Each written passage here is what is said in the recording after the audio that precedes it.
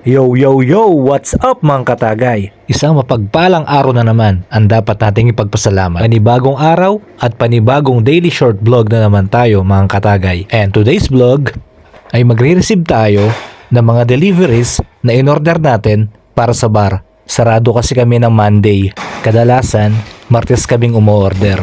At Wednesday dumarating mga in-order namin. Kapag hindi busy, once a week lang kaming umo-order.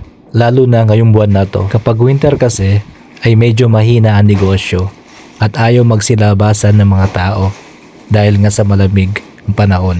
Kapag summer naman, ay sobrang busy at siguradong pukpukan ng labanan. Kaya habang hindi busy, namnamin muna namin at siguradong tatagaktak na naman ang pawis mo sa summer. Yung mga madalas na in-order namin ay yung mga fast moving na mga items.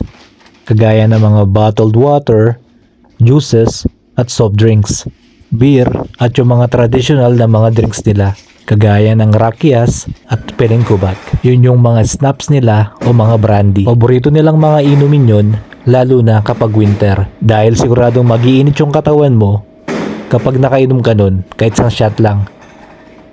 Siya nga pala, dito binabagsak sa receiving area ng mga delivery boys ang mga order namin. Kailangan ko muna kasing i-check isa-isa ang mga items. Kailangan magtugma yung mga items na nasa resibo. Kapag na-double check ko na, ay lilipat ko mga items sa storage room namin o sa bodega namin. Dito sa Europe ay hindi ka lang bartender. Paminsan-minsan, kargador ka rin. All around ang trabaho dito mga katagay. Di kagaya nung nasa Dubai ako, meron pa akong barback or meron pa akong assistant. Shout out sa inyo, Carlo Requesto at Roel Iglesia.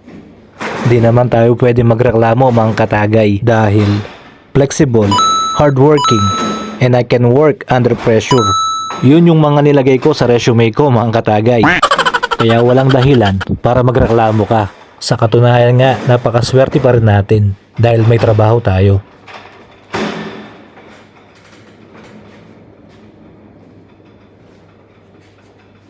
Nasa basement pala ang storage room namin.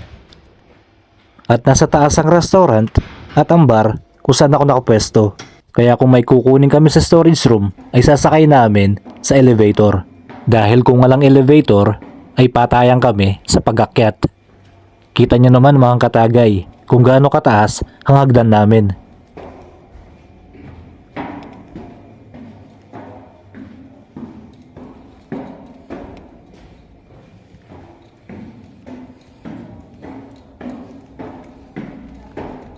Pagbukas mo ng pinto ay bubungad na yung bar kung saan ako nakapwesto.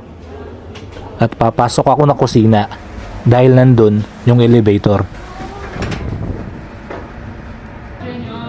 Kaya ang pag-a-abroad, tsaga-tsaga lang mga katagay. Tis-tis lang.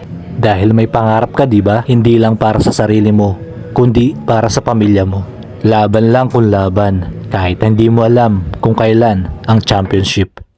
Pinoy Bartender!